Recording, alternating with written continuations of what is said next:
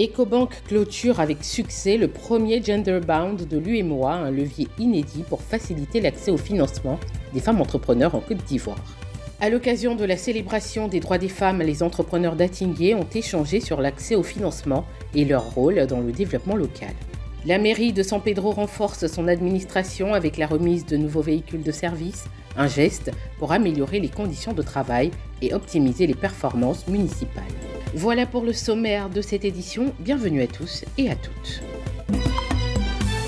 Bonne nouvelle pour les PME dirigées par des femmes en Côte d'Ivoire. Ecobank annonce la clôture anticipée du premier Gender Bound de l'UEMOA, un levier de financement inédit qui dépasse toutes les attentes. L'annonce a été faite le 11 mars 2025 lors d'un événement organisé par la Société financière internationale sur le thème « Booster la croissance des PME en Côte d'Ivoire, des solutions de financement innovantes ». Le sujet du financement des femmes est un sujet que j'appelle structurellement fondamental. C'est un problème que nous devons tous régler.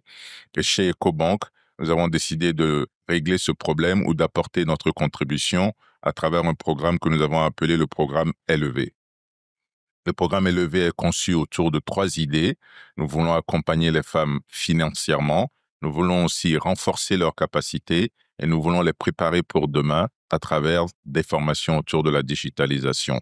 Ce succès envoie un signal fort aux investisseurs et entrepreneurs, ouvrant la voie à de nouvelles opportunités grâce à des instruments financiers innovants.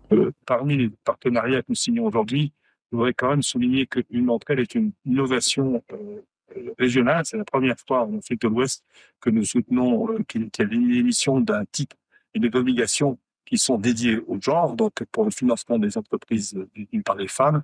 Donc je remercie notre partenaire Ecobank pour cette opération. Et les 4 opérations, les opérations, c'est pour les 4. Les 4 opérations sont vraiment très importantes et montrent, si vous voulez, que pour avoir un effet durable et soutenable sur le financement des PME, nous devons travailler avec tous les partenaires de qualité qui existent en Côte d'Ivoire et nous remercions nos partenaires d'être là avec nous. Avec cette levée de fonds réussie, Ecobank et l'IFC marquent un tournant dans l'inclusion financière des femmes entrepreneurs, un modèle qui pourrait inspirer d'autres initiatives en Afrique de l'Ouest.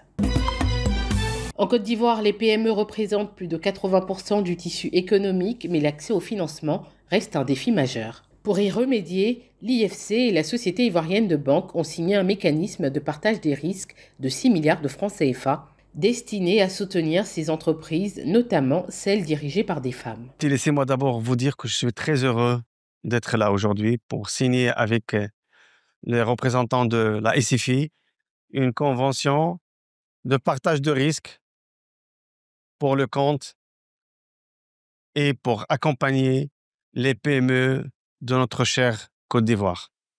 Vous savez, aujourd'hui, comme il a été dit par le directeur de cabinet du ministre des Finances et le ministre du Commerce et de l'Industrie, c'est pratiquement plus de 90% du tissu économique ivoirien est constitué de 90% de PME. Malheureusement, il ne contribue qu'à hauteur de 20% de production de la richesse nationale.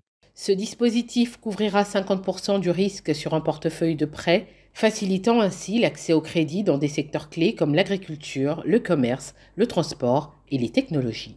En même temps, leur potentiel est très souvent freiné par un certain nombre d'obstacles qui nécessitent des efforts concertés de nous tous et de nos partenaires stratégiques pour être surmontés.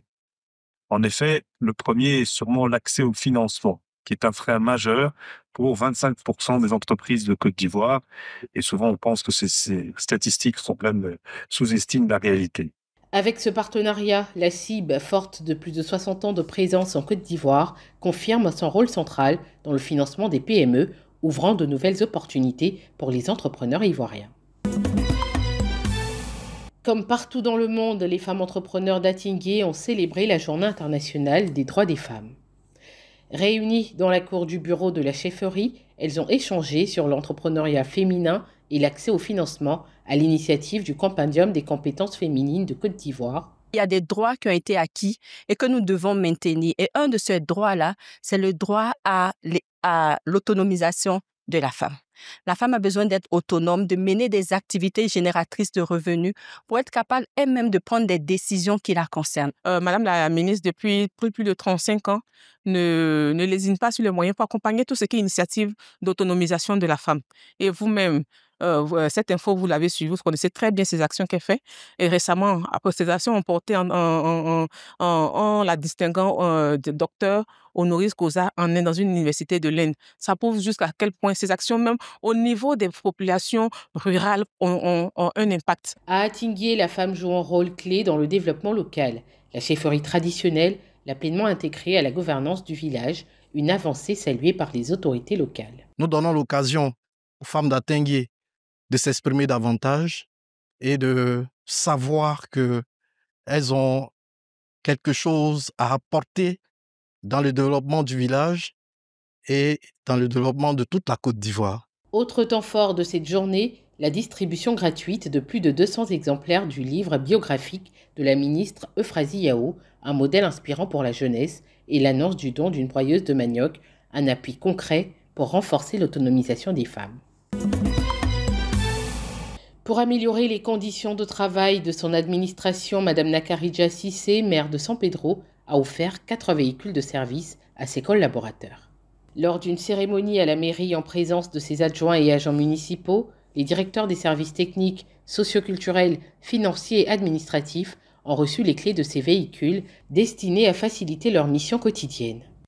Madame le maire de la commune de San Pedro, grâce à ses directeurs, a pu atteindre le chiffre du milliard et dépasser 1,2 milliard en matière de recettes propres de recouvrement.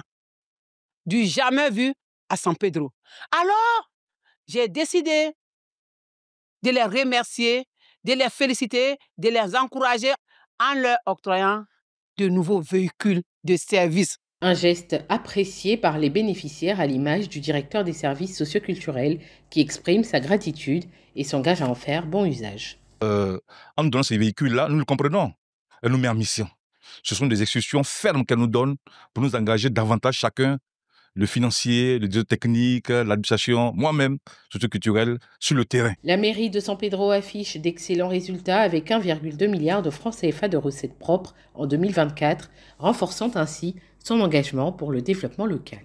C'est la fin de cette édition. Merci de l'avoir suivi. L'information continue sur cette info et sur www.cetinfo.ci.